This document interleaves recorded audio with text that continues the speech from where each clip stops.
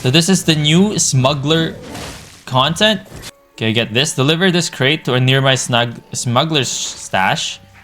You cannot mount up while transporting. Alright, so you get one. This is a solo thing. It's already done. And you have 3 locations where you can actually go to. And you cannot mount up, as it said. This is similar to how you would do for cores, vortices, and like wisps as well. So you go to one of these locations. This is solo activity, duo activity, what have you. And you give it to this smuggler stash. And then boom. Complete a mission. Okay, let's see if it disappears. So it doesn't. Do you think these can be camped by gankers as well? Most likely. Oh, so it shows you like this. These are the solo ones. So if you press N, you see these smuggler wagons, single large pile crates. So these are singles. That's green. Jacob, let's go to the other side. It will show you on the opposite of the map. So it's an entire map. Similar to how you would have your small treasures, medium chests, and large chests. It is visible to everyone to try. And you do see these as well. You already see these, even without. So these are, I want to say, static locations. The drop-off locations for these smuggler crates are going to be static. Now, that is a major disadvantage for solo players who cannot defend themselves potentially. It is the black zone still, so the black zone is still going to be very dangerous, high risk, high reward kind of situation here. But them still pitching this as a solo activity, I don't think it's safe to say it's a solo activity. But when you get these large pile of crates, you just click on them. You get a random thing, or do you get like the one on top first? Because I got the blue one. I can drop it and get another one, and drop it and just get another one. 3 different locations. You are still dismounted, so you are very susceptible as a solo player. You're very susceptible to gankers because they can quite easily just get you. So there's that.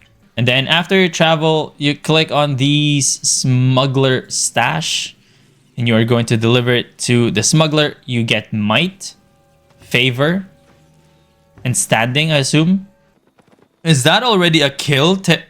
Yo, this is a kill memento? Holy crap, look at this. This is a trophy? That looks nice. In memory of Viserion killing Giuseppe Cadura in Sanddrift Step. Bro! It shows you the details. And it's just absolutely glorious. So when you kill a hidden treasure or where do you get this? So you do get these new coins as well, the smuggler's coins. Not accepted in the royal candidate, but can be used in smuggler's den. So we're going to find out what you can use this for a little bit later. Okay, so this is the smuggler's den. It is visible to everyone, and this is sort of just like a hideout for mostly solo players because they are going to add, and we're going to look at it a little bit later, they're going to add cluster queue effect if you use this as a hideout as a lot of players. So you can go in with your mount. You don't need to click. You just have to go in and you're in a smuggler's den. So this is the smuggler's den. It's a new hideout-ish type of map. You have your travel planner here where you can actually go in and out as long as you don't have any luggages. You also have these little buggers. There's like a bunch of tables. You have your repair table here as well. and you have your artifact foundry. Okay, so you also have this little bugger right here, which is the Smuggler's Market. The Smuggler's Market is basically an interconnected market for all of the Morgana's Rest, all right, Arthur's Rest, this specific map right here. So it's all interconnected. You can buy this, basically your marketplace. Now there is something interesting about this, because you can find this from Muntenfell Westworld Thicket, so you get to see where the maps are. Okay, there is a special fee that you have to pay if the distance of the thing that you're trying to buy is longer. So if you are trying to buy from Scuttlesink Marsh, right, there will be like an additional fee to it. The more distance it covers, the more expensive it is. That's basically the concept of all of it. You also have a bank. This is your bank. The bank and your market is together. They're not labeled just yet, but you know, this is the test server, so it's not yet fully complete. Travel planner over there. I do believe this is where you sell your stuff right here. There you go. So you can buy around using the coins that we saw earlier. Increases your standing with the smugglers by buying around in the house. This is your standing right here. So this is your smuggler's standing right here, similar to your Brazilian standing. So think of it as a different city. This is where you buy your smuggler's crest for the new smuggler cape. You also use your favor, it seems like, right? Use your favor, but for you to unlock all of these, you can also buy these cosmetics over here. In order for you to unlock all of these, you have to increase your smuggler standing by buying rounds or freeing up those smugglers captured by royal guards, or maybe even just doing any smuggler activity. So that's how you do it. Does the fee actually go to the person who sells it, or is it silver sync? It is a silver sync, I do believe.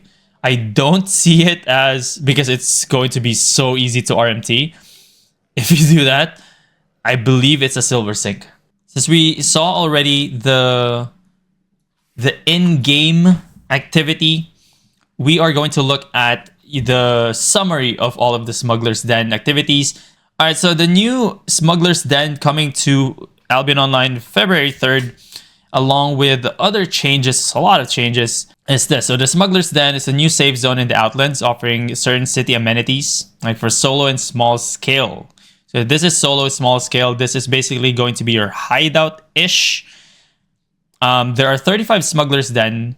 They have repair station, foundry, travel planner, the bank, homeboard, this new smuggler faction trader, that's what we saw, and the smuggler marketplace as well. So outlet banks no longer exist. These are now smuggler dens. There are 35 smuggler dens total in like all of the black zone. Items stored within the outlet banks have been moved to smuggler dens nearby, and the bank tabs open for these items as well. So all of the stuff that you had in the previous outlet banks, I know I had like a bunch of tabs in Limhurst, and then we moved to Bridgewatch, and I already don't know where those specific are, but the bank overview is definitely going to help with that, to basically see where all of my stuff is. The Smuggler's Den, as well as two new entrances, both located in the same Outlands region, displayed in the minimap, so everyone knows where the Smuggler's Den is. Outlaws and players in combat cannot enter Smuggler's Den, so similar to how a city works. Players can enter and exit while mounted as well, and can mount up within. So entering a Smuggler's Den resets the active safe portal and journey back binding. So you're basically just there. It's similar to how hideouts work. A Smuggler's Den can set players home. Travel to Smuggler's Den is possible if set as home, as long as you have no luggage. So think of it as from outside of the royal cities to Caerleon, or from your hideout to a royal city, something like that. When the Smuggler's Den is set as a home, Players receive 2.5% buff to combat and gathering fame in Outlands. So if you are a solo player or, small scale player, as long as you have it set as home, you do get a little bit more fame. Just 2.5, not a lot. Also, as a counter to that, having Smuggler's Den set as home significantly intensifies the effect of disarray to disincentivize guilds from using them as a staging ground for large-scale battles. So, as a guild with more than 20, 30, 40 players trying to take advantage of this, instead of using a hideout and setting a hideout, when you have a disarray, it's just going to be way worse for you. So this is the Smuggler's Network. It's the Outland-based market network which operates independently from the Royal City marketplaces. These marketplaces network are connected, allowing players to buy from distant points in Smuggler's Network, albeit distance fees applies. So this basically, you're selling to every single Smuggler's Den, 35 of it, from a specific location. So the market that we saw earlier is all connected. Again, the distance fee, we're going to look at it if it is available. But it does make it so that it's not another Brazilian it's another Carleon where it is limited. All of the things that you have looted outside can be sold here. And since this specific den is like 3 maps away, I'm pretty sure you can find a way to actually look at all of the stuff that are being bought from the network of Smuggler's Den out there and find an item in the city that you can sell here. So that is going to be an interesting money making if that ever is the case. These marketplaces can be accessed within Smuggler's Den and Outland Rest as well. Unlike the marketplaces, the Royal Continent is all connected, as we saw. Active buy and sell orders and unclaimed items on Outland Rest marketplaces will be moved to the network, the new network, okay? Orders can be canceled from any location. That is good because, again, it is interconnected. Distance fees applied when completing orders remotely, which can vary depending on the distance between where in the Outlands an item was sold or was purchased. Always paid by the player completing the transaction. The fees are not subject to premium discount. Ooh. The greater the distance, the higher the fee, obviously. The distance is displayed in the new column, yes. A max distance filter can be applied. They did not say how much that is. Displayed prices include fees by default. This can be toggled to display prices without fees and make it possible to compare original listing location. Okay. Display base. So that's twice. So it's 1.96 times this one right here. Again, basically twice. That is interesting. 1.96 for 24.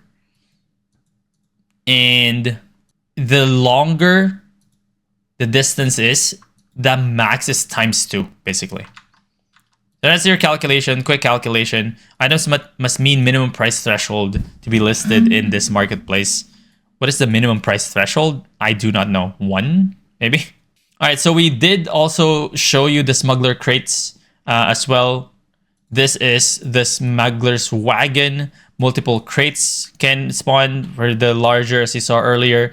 And depending on the amount of crates, their broadcast range varies. So for 1 crate, visible in close proximity, so only the ones that are near the location will actually show it, similar to how you have your crystal spiders and things like that, and it locks immediately. For the 5 crates and for the 10 crates, it is available for all of the regions, so basically for all of the map, and locked for 1 minute. After it spawns, locked for 3 minutes. This is definitely going to be whoever is in that location will get it. And there are also 4 rarity levels for this: the common, rare, and legendary. It is interesting though, because earlier when we were trying to get a crate from one of the wagons, I believe it goes from top down. Okay, dismounted players can pick up and carry these crates, only one crate at a time. Oh, it is. It says here, the highest rarity level is automatically the first to be picked up. Ah, okay, it's right there. Players carrying smuggler crates are not displayed on the region map. So again, similar to how you have your wisps in the mist. It's not the same though as when you have the core or vertex. It doesn't show you on the map, the region map. That's pretty good. Once picked up, multiple drop-off locations, smuggler stashes appear on the map when you have picked it up. Successfully transporting the crate to one of these stashes rewards the player with might, favor, and smuggler standing, which increases your standing, makes you eligible to buy higher tier stuff from the thing. Crates can be dropped, though they cannot be returned to the wagon. So, as you saw earlier as well. Drop crates disappear after 30 minutes. That is very interesting. I do wonder though, like, what is the rate at which these things spawn?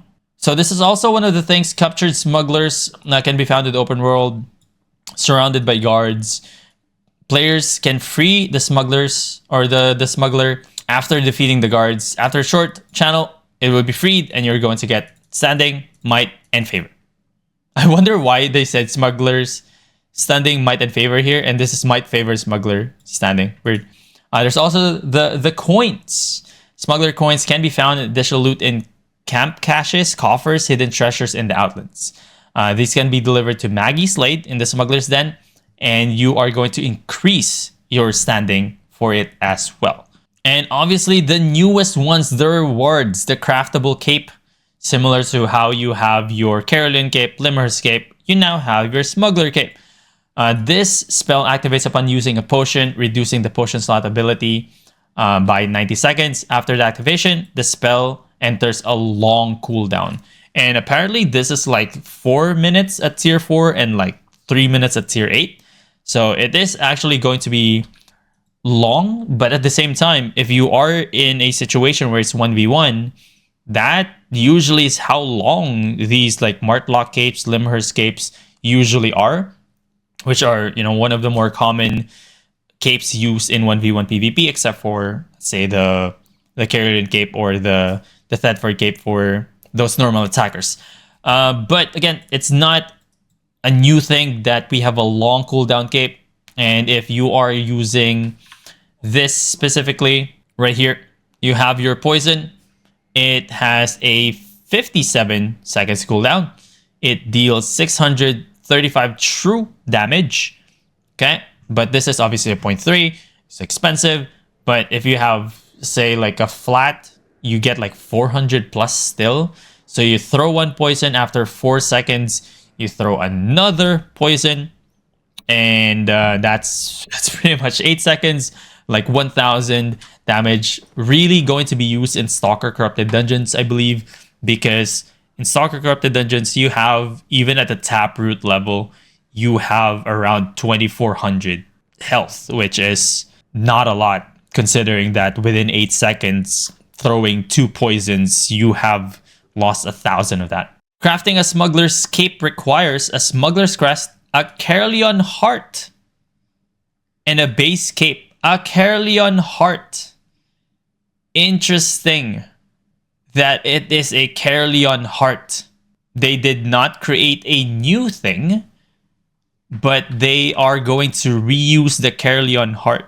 So, what does that mean? You get your crest in Smuggler Den. So, in the Black Zone, you get your heart from Carleon.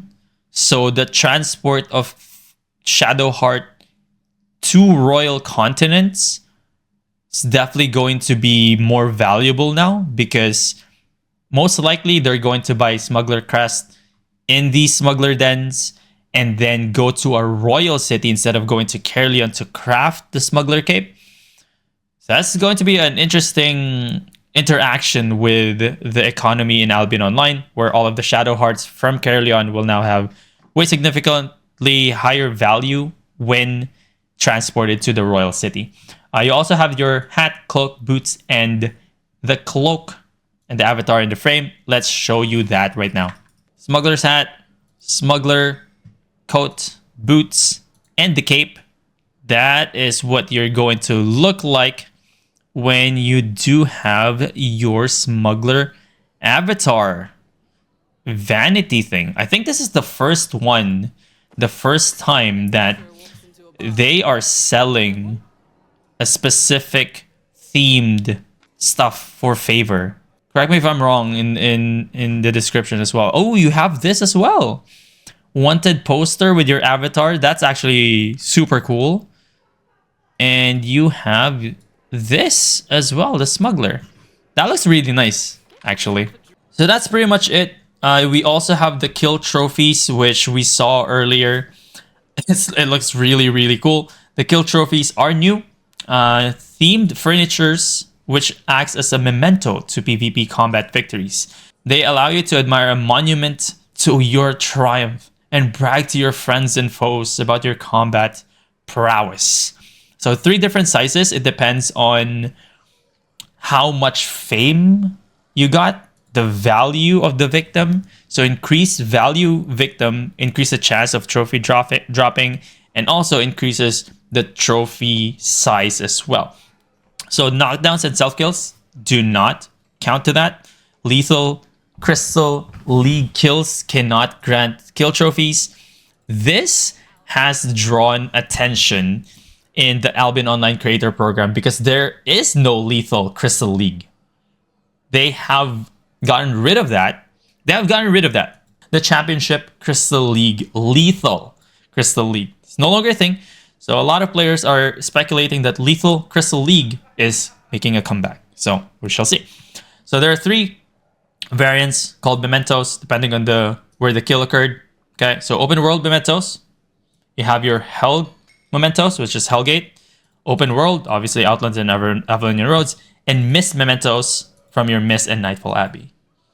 It's actually pretty cool. So I'm assuming there are 3 types of mementos.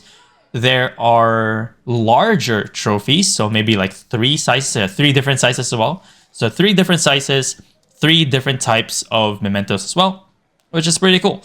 And they can be displayed in the open world. You can literally put it in an open world, but obviously they can actually destroy that with hammers and such. And it does show the kill details similar to how you would have for this, something like this. It also, wow, this is new. I didn't know that. Kills and knockdowns. It now shows knockdowns. That is interesting. And it shows you kills. So it will show you this with the details. It shows the names, not just like anonymous. And they are tradable, which is, I think, hilarious. So that is actually very interesting that they are going to make it tradable, but not sold in the marketplace. So there's that. Oh, there's just one. Okay. So there's a new Albion category as well for the journal, which is the creatures. This challenges players to hunt every type of creature found in Albion. New and unique rewards, and this is the new reward. Look at that. That is amazing. Swamp dragon skin. That is just, you also have like basilisk looking thing on the side, looks like an imp. For this you have consuming an item. Okay, blah blah blah. What is this? What does it do? I don't know what it does, but I want it. And you also have this. It makes your hand look like a thing. Actually looks pretty cool. So the new creatures, what do you want? Heretics. Kills heretics, undead gatekeeper. So basically kill every single monster in the game is how it is. The demons as well for Hellgates and Corrupted Dungeons. This is going to be interesting to see because I am a Corrupted Dungeon player, Hellgate player. They're just called demons. So we'll see how that works as well. But that's pretty much it for the smuggler activities, the new journal categories. If you are looking for the other parts of the update, I will leave a link in the description below for the other videos as well. I'm very excited. They are pitching this again as a new solo small scale. It's definitely not going to be solo unless it is like non-peak times. It's going to be very difficult for solo players maybe to actually enjoy this, especially in the beginning. But once it dies down, once they see that maybe the rewards are not as great, maybe some of the bigger guilds or some more powerful small scale won't do it anymore. It's going to be good for solo activities, but I really doubt that it's going to be really fully solo, but we shall see. All right, so one of the new things as well is the new resource wisp that you can find inside or near these resource hotspots. Now, this resource hotspot is for hide. So the thing that you are going to get, it's called resourceful wisp, resourceful will-o-wisp. This lasts longer than the normal verdant will-o-wisp. So resourceful means it's similar to how you would pop a will-o-wisp. Go near it. All right. It's green. You can go in it. Entering the mist will remove you from your group. Say yes. If you're in a party, it is a solo wisp. Okay. So this is a tier 8. Tier 7. Okay, so it's a tier 7. It is significantly smaller. Resource mist is for individual. Medium resource wisp or mists are for players that you can encounter. So this is a resource mist. This is a solo activity, solo thing. This is a solo map. You will not be encountering anyone else in this map, but just looking around it, it is fairly small. There are, you know, tier 6, tier 7s. This is a tier 7 map, right? You can basically just gather all of this depending on your specs and depending on your gear. You can gather this within 5 minutes, most likely. Especially if you're a tier 8. And that's it. That's the entire map right there. So this is a shorter lived map, shorter duration map compared to your wisp. And the difference between the regular mist or the regular wisps that has, you know, camps and all that, this does not connect to a new one. So everything that you see right here is everything that you will get. You cannot go to another resource wisp, chain other resource wisps. So these are, you know, your tier 7s, but this is all yours. Although there is some sort of confusion here because look at this. The small resource mist is for individual. So it will say medium resource wisp. Is it different from resourceful mist? Because this was the resourceful mist.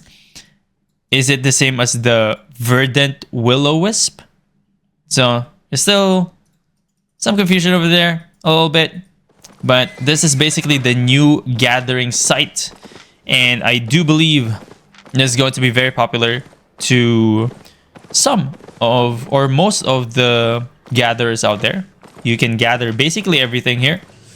You got your wood, stones, and your hide, and your ore. It is surprising though that it's basically all resources except for one, because you can also fish in this. So, but that's the new one. Let me know what you think. One thing that you may notice here as well is that there is no exits. There's just no exits here. I guess that's one of the indicators, maybe, of it being a solo activity map. There are no exits.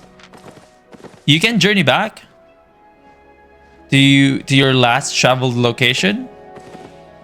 But like, what if you just want to go out where you originally were?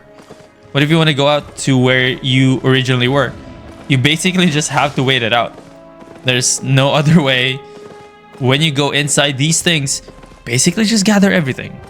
Every single thing. You're not going to skip anything here. Gather every single thing because you're stuck here anyways. You can. All right, I misspoke. You can actually go to a mist. But it's not a resource wisp. It is a regular wisp. So I did actually misspoke. There are wisps that actually spawn in this location. And this is very interesting. It only gets triggered if you're dismounted and not mounted. Interesting. And you can teleport to the mist. To the regular one. There you go. And now you're in the regular mist. Now, if you get out of this mist, you should be teleported back to where you came from. So let's test that out. It does. We're about to leave the mist, Sunken Boro Woods, and directly to where you were first. That's very interesting. So you can actually go to the mist. That's how you basically get out. Or unless you just wait for the timer to be off. And if you have any comments, leave them in the comment section below. Or better yet, join us live on Twitch at twitch.tv/Burnstone.